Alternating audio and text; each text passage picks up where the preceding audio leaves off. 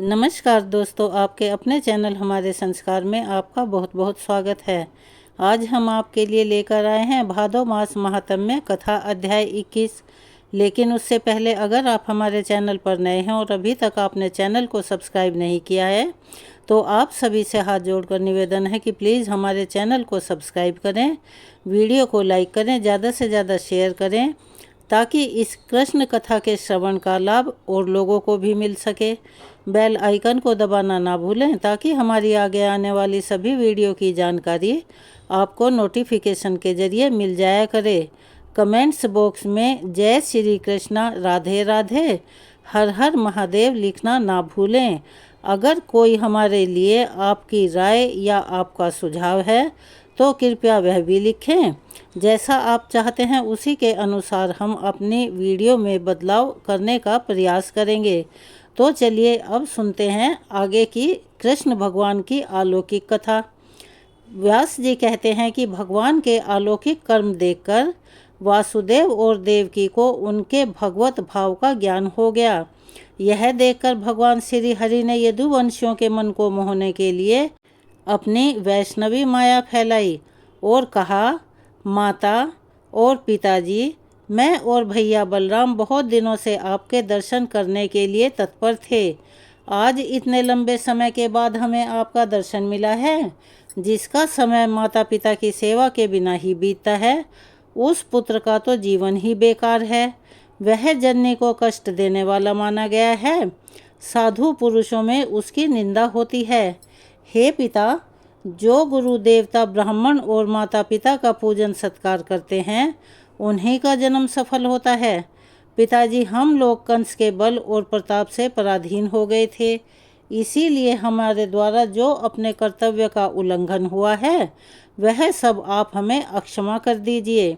ऐसा कहकर दोनों भाइयों ने अपने माता पिता को प्रणाम किया। फिर क्रमशः यदु कुल के सभी बड़े बूढ़ों का चरण स्पर्श किया। इस प्रकार अपने विनयपूर्ण बर्ताव से समस्त पूर्ववासियों के मन में अपने प्रति स्नेह भर दिया। कंस के मारे जाने पर उसकी पत्नियां और माताएं शोक और दुख में डूब गई और उसको सब ओर से घेरकर अनेक प्रकार से विलाप करने लगी।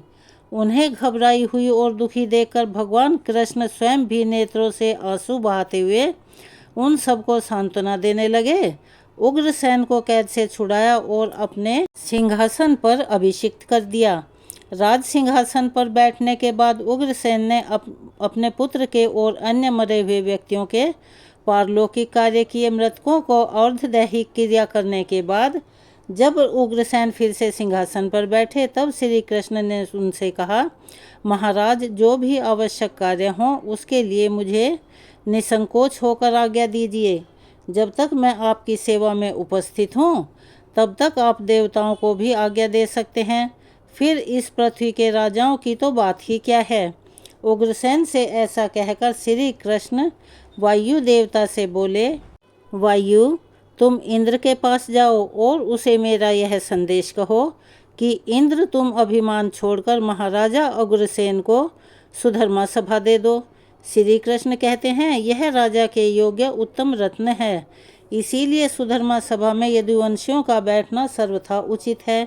भगवान के ऐसा कहने पर वायुदेव ने सचीपति इंद्र से सब कुछ कहा और इंद्र ने वायु को सुधर्मा सभा दे दी। वह दिव्य सभा सभी रत्नों से संपन्न थी। गोविंद की भुजाओं की छत्र छाया में रहने वाले यादव वायु द्वारा लाई गई उस सभा का उपभोग करने लगे। श्री कृष्ण और बलभद्र संपूर्ण विद्याओं के ज्ञाता तथा पूर्ण ज्ञान स्वरूप थे, तथापि शिष्य और आचार्य की परंपरा को सुरक्षित रखने के लिए उन्होंने कश्यप वंश में उत्पन्न अवंतीपुरी निवासी सांदीपनी जी के यहाँ विद्याधन के लिए यात्रा की।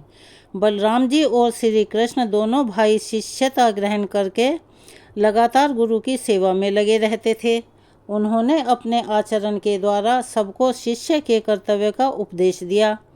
64 दिनों में ही रहस्य और संग्रह अस्त्रों के उपसंहार सहित धनुर्वेद का उन्हें पूरी तरह से ज्ञान हो गया।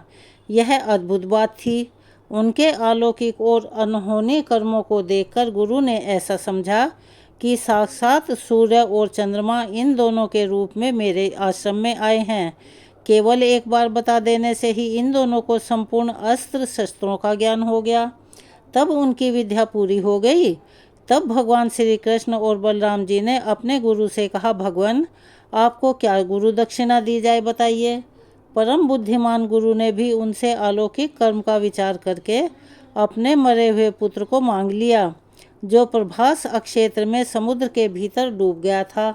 तब बलराम और श्री कृष्ण हथियार लेकर समुद्र तट पर गए और समुद्र से बोले, मेरे गुरु के पुत्र को लेकर आओ। समुद्र ने हाथ जोड़कर कहा, भगवान मैंने शांदीपनि के पुत्र का अपहरण नहीं किया है। मेरे भीतर पंचजन्य रहता है, उसका आकार शंख की तरह है। उसी ने उस बालक को पकड़ लिया है और वह दैत्य आज भी मेरे जल में मौजूद है। समुद्र के ऐसा कहने पर भगवान ने जल में प्रवेश करके पंचजन्य को मार डाला और उसकी हड्डियों का उत्तम शंख ग्रहण किया, जिसका शब्द सुनकर दैत्यों का बल क्षीण हो जाता है और देवताओं की शक्ति बढ़ती है और अधर्म का नाश हो जाया करता है। इसके बाद भगवान श्री कृष्ण और बलराम जी यमपुरी में गए। वहाँ उन्होंने शंखनाद किया और वैवस्वत यम को जीतकर गुरु के पुत्र को प्राप्त कर लिया। वह बेचारा नरक की यातना भोग रहा था। उसे पहले जैसा शरीर प्रदान कर दोनों भाइयों ने अपने गुरु को अर्पित कर दिया। इसके बाद वे दोनों बंधु उग्रसेन द्वारा पालित मथुरापुरी में चले आए। उनके आने से मथुरा के सभी स्त्री पुरुष प्रसन्न हो गए। महाबली कंस ने जरासंध की पुत्री अस्थि और प्राप्ति से विवाह किया था। जरासंध मगध देश का बलवान राजा था। वह बहुत बड़ी सेना अपने साथ लेकर अपने दामाद को मारने वाले यदुवंशियों सहित श्री कृष्ण का वध करने के लिए बड़े क्रोधपूर्वक आया। मथुरा के पास पहुंचकर उसने उस पुरी को चारों ओर से घेर लिया। उसके साथ 23 अक्षौहिणी सेना थी। कृष्ण और बलराम अपने साथ थोड़े से सैनिकों को लेकर नगर से बाहर निकल गए और उसके बलवान सैनिकों के साथ युद्ध करने लगे। उस समय उनको अपने पुराने आयुधों को ग्रहण करने की इच्छा हुई। उनके मन में ऐसा संकल्प आते ही सुदर्शन चक्र, शारंग धनुष, बाणों से भरा अक्षय तुणीर और कौमुदकी गदा जैसे उनके अस्त्र उनके हाथों में आ गए। उसी प्रकार बलदेव के हाथ में उनके अस्त्र हल और मूसल आ गए। उन दिव्य अस्त्रों को पाकर श्री कृष्ण और बलराम ने महाराज जरासंध को सेना सहित युद्ध में परास्त कर दिया। फिर वे अपनी पुरी में लौट आए और दुराचारी जरासंध परास्त होकर भी जीते जी लौट गया। इसीलिए श्री कृष्ण ने उसे हारा हुआ नहीं समझा। वह पुनः अपनी बहुत बड़ी सेना के साथ मथुरा पर दोबारा चढ़ आया और बलराम जी तथा श्री कृष्ण से परास्त होकर फिर से भाग खड़ा हुआ। इस प्रकार अत्यंत दुर्मुख मगध राज जरासंध ने श्री कृष्ण, बलराम और यदुवंशियों के साथ 18 बार लोहा लिया, अर्थात 18 बार युद्ध किया। लेकिन हर युद्ध में उसे यदुवंशियों के द्वारा मुंह की खानी पड़ी। हर बार हार का सामना करना पड़ा। हालांकि उसके पास सेना तो अधिक थी, तब भी थोड़ी सी सेना वाले यादवों ने उसे मार भगाया। इस अनेक युद्धों में लड़ने पर भी जो यदुवंशियों की सेना सुरक्षित रह गई, यह चक्रपाणि भगवान विष्णु के अंशभूत श्री कृष्ण के सानिध्य की महिमा थी। भगवान श्री कृष्ण शत्रुओं पर जो अनेक प्रकार के अस्त्र चलाते थे, वह मनुष्य धर्म का पालन करने वाले जगदीश्वर की ही लीला थी। जो मन से ही संसार की सृष्टि और संहार करते हैं, उन्हें शत्रु पक्ष का विनाश करने में कितने परिश्रम की आवश्यकता है। फिर भी मनुष्य के धर्म का अनुसरण करते हुए बलवान से संधि और हीन बलवान के साथ युद्ध करते थे। कहीं साम दान और कहीं भेद की निधि दिखाते हुए कहीं कहीं पर दंड नीति का भी प्रयोग करते थे और जरूरत पड़ने पर कहीं कहीं तो युद्ध से पलायन भी कर जाते थे, अर्थात भाग भी जाया करते थे। इस प्रकार वे मानव शरीर की चेष्टा का अनुसरण करते थे। अगर आपको पता हो कि भगवान श्री कृष्ण एक बार जब युद्ध के मैदान से भाग गए थे, तो उन्हें एक नया नाम मिला था, जो हम आपको अपनी अगली वीडियो के माध्यम से बताएंगे। अगर आप उस नाम को जानते हैं तो प्लीज़ हमारा अनुरोध है कि कमेंट्स बॉक्स में लिखकर जरूर बताइएगा। इस प्रकार भगवान श्री कृष्ण मानव शरीर में मनुष्य की तरह लीलाएं करते थे, जो उनकी इच्छा के अनुसार हुआ करती थी। दक्षिण में एक यवनों का राजा रहता था। उसने अपने पुत्र काल यवन को अपने राज्य पर अभिषिक्त कर दिया और खुद वन में चला गया। काल यवन अपने बल के मद से चूर हमेशा उन्मत्त रहता था। एक बार उसने देवऋषि नारद से पूछा, नारद जी, पृथ्वी पर बलवान राजा कौन कौन से हैं, जरा बताइए तो सही। नारद जी ने यादवों को बलवान बताया। तब उसने हाथी, घोड़े, रथ सहित खरबों मलेच्छों की सेना अपने साथ ली और यादवों पर आक्रमण की तैयारी कर दी। अब वह हर दिन अविच्छिन्न गति से यात्रा किया करता और इस प्रकार वह मथुरापुरी को चला गया। यादवों के प्रति उसके हृदय में बड़ा रोष था। उसके आक्रमण का समाचार जानकर श्री कृष्ण ने सोचा कि अगर काल यवन ने आकर यादवों की सेना का संहार कर दिया तो अवसर देखकर मगध राज जरासंध भी आक्रमण करेगा, और पहले जरासंध ने ही आकर हमारी सेना को क्षीण कर दिया तो बलवान काल यवन तो बचे खुचे सैनिकों को खत्म ही कर डालेगा। अहो, यदुवंशियों पर दोनों प्रकार से संकट आ गया है। इसीलिए इससे बचने के लिए मैं यादवों के निमित्त अत्यंत दुर्जय दुर्ग का निर्माण करूंगा, जहां रहकर स्त्रियां भी युद्ध कर सकती हैं। फिर वृक्षणियों और यादवों की तो बात ही भला क्या है। अगर मैं सोया हुआ या बाहर गया हूँ तो उस समय भी दुर्ग में रहने पर दुष्ट शत्रु यादवों को ज़्यादा कष्ट ना दे सकें। ऐसा सोचकर गोविंद ने समुद्र से 12 योजन भूमि मांगी और उसी में द्वारकापुरी का निर्माण किया। उस पुरी में बड़े बड़े उद्यान शोभायमान हो रहे थे और उसकी दीवारें बहुत ऊंची थी। सैकड़ों सरोवर से वह पुरी सुशोभित होती थी। उसमें सैकड़ों परकोटे बने हुए थे। वह पुरी इंद्र की अमरावती से भी मनोहर जान पड़ती थी। भगवान श्री कृष्ण ने मथुरा के निवासियों को वहां पहुंचा दिया और जब कालियवन समीप आ गया तब वे स्वयं मथुरा लौट आए। मथुरा के बाहर कालियवन की सेना का पड़ाव था। श्री कृष्ण अस्त्र शस्त्र लिए बिना ही मथुरा से बाहर निकले। काल यवन ने उन्हें देखा और यह जानकर कि यही वासुदेव है, बिना अस्त्र शस्त्र के ही उनका पीछा किया। जिन्हें बड़े बड़े योगी अपने मन के द्वारा भी प्राप्त नहीं कर सकते, उन्हीं भगवान को पकड़ने के लिए काल यवन उनके पीछे पीछे चल दिया। उसके पीछे करने पर श्री कृष्ण भी एक बहुत बड़ी गुफा में प्रवेश कर गए, जहाँ महापराक्रमी मुचुकुंद सोए हुए थे। काल यवन ने भी उस गुफा में प्रवेश करके देखा एक मनुष्य सो रहा है। उसे ही श्री कृष्ण समझकर उस खोटी बुद्धि वाले यवन ने लात मारी। मुचुकुंद की आंख खुल गई और वह यवन राजा की दृष्टि पड़ते ही उनकी क्रोधाग्नि से जलकर भस्म हो गया। आपके मन में सवाल उठ रहा होगा कि ऐसा क्यों हुआ। चलिए हम आपको बताते हैं। पूर्व समय में राजा मुचुकुंद देवासुर संग्राम में युद्ध करने के लिए गए हुए थे। वहां उन्होंने बड़े बड़े दैत्यों को हरा दिया। युद्ध समाप्त होने पर उन्हें नींद सताने लगी। तब उन्होंने देवताओं से बहुत लंबे समय तक निद्रा में लीन रहने का वरदान मांगा। देवताओं ने कहा, राजन, जो तुम्हें सोते से उठा देगा वह तुम्हारे शरीर से उत्पन्न हुई अग्नि से उसी अक्षण जलकर भस्म हो जाएगा। इस प्रकार पापी काल यवन को भस्म करके राजा ने मधुसूदन से पूछा, आप कौन हैं? तब वे कहने लगे, मैं चंद्रवंश के भीतर यदुकुल में उत्पन्न वसुदेव पुत्र श्री कृष्ण हूँ।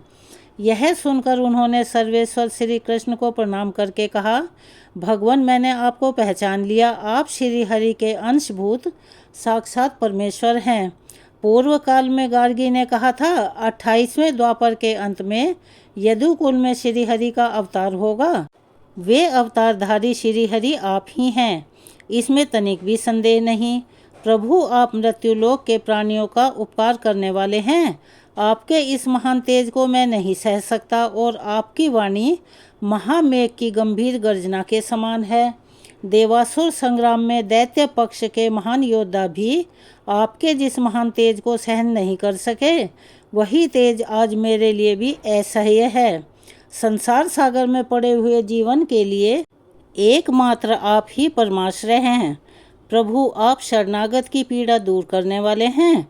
भगवान, मुझ पर प्रसन्न होइए और मेरे अमंगल को हर लीजिए। आप ही समुद्र, पर्वत, नदी, वन, पृथ्वी, आकाश, वायु, जल, अग्नि तथा पुरुष हैं। पुरुष से भी परे जो व्यापक जन्म आदि विकारों से रहित, शब्द आदि से शून्य, सदा नवीन तथा वृद्धि और क्षय से रहित तत्व हैं, वह भी आप ही हैं। देवता, पितृ, यक्ष, गंधर्व, राक्षस, सिद्ध, अप्सरा, मनुष्य, पशु, पक्षी, सर्प, मृग तथा वृक्ष सब आपसे ही उत्पन्न हुए हैं। इस चराचर जगत में जो कुछ भी भूत या भविष्य, मूर्त या अमूर्त अथवा स्थूल या सूक्ष्म वस्तु है, वह सब आपके सिवा कुछ भी नहीं है। भगवान, इस संसार चक्र में आध्यात्मिक आदि तीनों ताप से पीड़ित होकर सदा भटकते हुए मुझे कभी शांति नहीं मिली। हे नाथ, मैंने मृग तृष्णा से जल की आशा करके दुखों को ही सुख समझकर ग्रहण किया, इसीलिए वे सदा मेरे लिए दुख के कारण ही बने रहे। प्रभु, राज्य, पृथ्वी, सेना, कोश, मित्र, पुत्र, पत्नी और शब्द आदि विषय, यह सब कुछ मैंने सुख बुद्धि से ग्रहण किया, किंतु हे देवेश्वर, परिणाम में यह सब मेरे लिए दुख कारक ही सिद्ध हुए हैं। हे नाथ, देवलोक की उत्तम गति को प्राप्त देवताओं को भी जब मुझसे सहायता लेने की इच्छा हुई, तब वहाँ भी नित्य शांति कहाँ है? आप संपूर्ण जगत के उद्गम स्थान हैं। परमेश्वर, आपकी आराधना किए बिना सनातन शांति कौन पा सकता है? जिनका चित्त आपकी माया से मोहित है, वे जन्म, मृत्यु और जरा आदि कष्टों को भोगकर अंत में यमराज का दर्शन करते हैं। इसके बाद सैकड़ों पासों में आबद्ध होकर नरकों में अत्यंत दारुण दुख भोगते हैं। यह विश्व आपका ही स्वरूप है। परमेश्वर, मैं अत्यंत विषयी हूँ और आपकी माया से मोहित होकर ममता के अगाध गर्द में भटक रहा हूँ। वही मैं आज अपार और स्तमन करने योग्य आप परमेश्वर की शरण में आया हूँ, जिससे अलग दूसरा कोई परम पद ही नहीं है। व्यास जी कहते हैं, परम बुद्धिमान राजा मुचकुंद के इस प्रकार स्तुति करने पर आदि अंत रहित सर्वभूतेश्वर श्री कृष्ण कहने लगे, हे नरेश्वर, तुम अपनी इच्छा के अनुसार दिव्य लोकों में जाओ और मेरी कृपा से उत्तम ऐश्वर्य से संपन्न होकर वहाँ के दिव्य भोग भोगो।